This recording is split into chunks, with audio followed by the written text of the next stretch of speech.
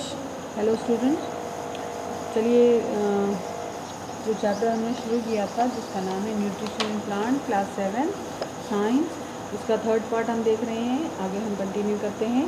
ठीक, the leaves have a green, आप यहाँ पर देख सकते हैं कि the leaves have a green pigment called chlorophyll. मैंने पिछले वीडियो में आपको बताया है कि जो लीव्स होती हैं उनके पास एक ग्रीन पिगमेंट होता है जिसका नाम होता है क्लोरोफिल। ग्रीन क्लोरोफिल की वजह से ही जो लीव्स हैं वो ग्रीन कलर की नज़र आती हैं।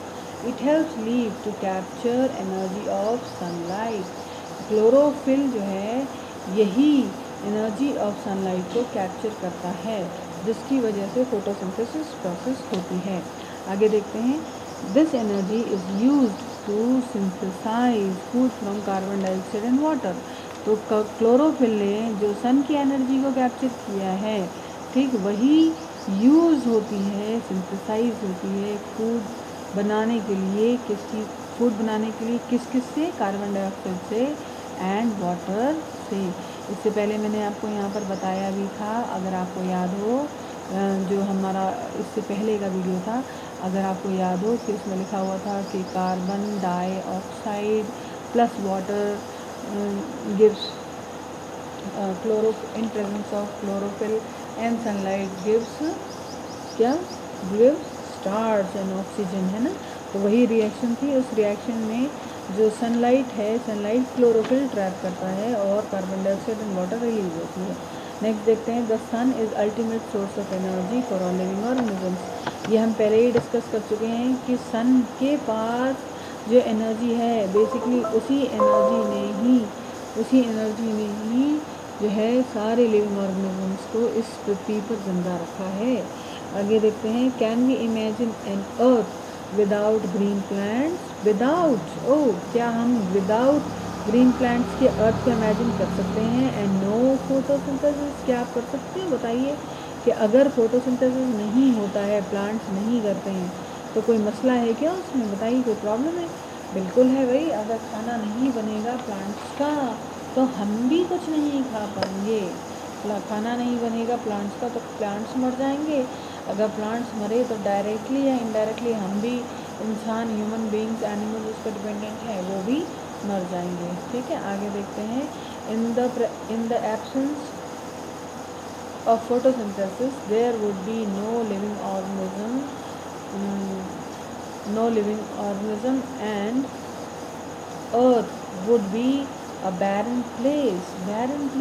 Okay, अगर फोटोसिंथेसिस नहीं होगा तो अर्थ में कोई भी लिविंग ऑर्गेनिज्म नहीं होगा और अर्थ जो है वो एक बंजर जगह बन जाएगी। The photosynthesis is important The photosynthesis is important in the following ways. अब फोटोसिंथेसिस किस वे में ज़रूरी है ये देख लेते हैं। It is the ultimate source of food and energy for all living organisms. देखिए, बेसिकली फोटोसिंथेसिस ही वो प्रोसेस है जिससे डायरेक्टली या इनडायरेक्टली सारे ऑर्गेनिजम्स को क्या मिलता है? फूड। नेक्स्ट पढ़ते हैं। Oxygen release into atmosphere is a life supporting gas. आपको मैंने बताया था कि इससे पहले कि फोटोसिंथेसिस प्रोसेस में कार्बन डाइऑक्साइड इनहेल की जाती है और ऑक्सीजन एक्सहेल की जाती है।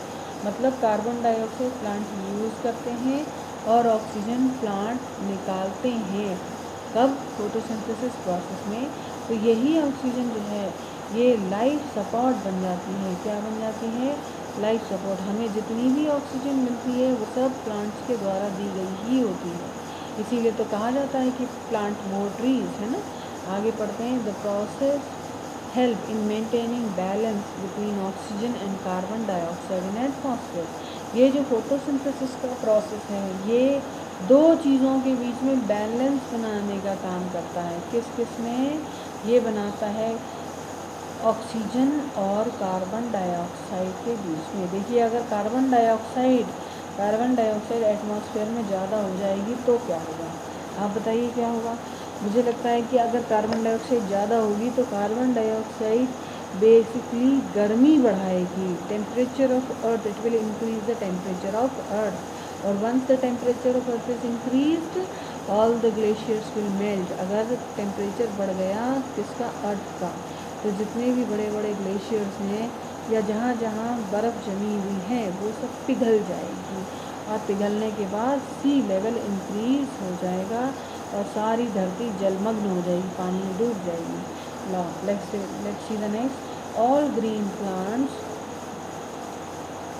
Prepare food as glucose a type of carbohydrate. जितने भी ग्रीन प्लांट्स हैं ये सारा का सारे ग्रीन प्लांट्स जो खाना बनाते हैं वो एक ख़ास तरीके का कार्बोहाइड्रेट होता है, ठीक है। They store food as starch, और किस फॉर्म में स्टोर करते हैं, ये स्टार्च के फॉर्म में स्टोर करते हैं। फिर से समझ लीजिए कि प्लांट्स जो फूड प्रिपेयर करते हैं, जिसका जो आपने रिएक्शन पढ़ी थी उसमें ग्लूकोज लिखा हुआ था ना फोटोसिंथेसिस में, ये जो ग्लूकोज है ये बेसिकली एक कार्बोहाइड्रेट है। क्या है ये, कार्बोहाइड्रेट। और ये जब प्लांट स्टोर करते हैं अपने पास, इनको बचा के रखते हैं तो स्टार्च के फॉर्म में रखते हैं। अब स्टार्च क्या होता है, तो स्टार्च बेसिकली एक कार्बोहाइड्रेट ही होता है, लेकिन कॉम्प्लेक्स और इनसॉल्युबल होता है, कठिन समझने में, कठिन और इनसॉल्युबल मतलब किसी भी चीज़ में ना घुलने वाला, ठीक। These are stored in different storage organs like root. अब देख लीजिए स्टोरेज ऑर्गन कौन से होते हैं, root, stem, leaf, fruit and seeds, ठीक है। तो ये जो कार्बोहाइड्रेट्स प्रोड्यूस हुए हैं फोटोसिंथेसिस के टाइम पे, ये या तो रूट में या स्टेम में या लीफ में या सीड्स में स्टोर किए जाते हैं, किसके द्वारा, प्लांट्स के द्वारा। देखते हैं यहाँ पर एक एप्पल बना हुआ है, ठीक, पोटैटो है, मैंगो है, ठीक है, मैंगो है, और साथ में कैरेट, और साथ में नट्स हैं और कॉलीफ्लावर है। तो बेसिकली ये क्या है, ये है food stored in different storage organs of plant, मतलब कि एक फ्रूट भी एक स्टोरेज ऑर्गन हो सकता है, पोटैटो स्टेम भी हो सकता है, रूट भी हो सकता है, ठीक है, और जो है नट्स भी हो सकते हैं, और फ्लावर तो होता ही है। तो ये कहा जा सकता है कि फ्लावर के पास जितने भी मैक्सिमम पार्ट हैं उन सब में वो फूड स्टोर करती है। आगे देखते हैं, the leaves other than green have other pigments which impart various other colors of the leaves such as red, yellow and orange।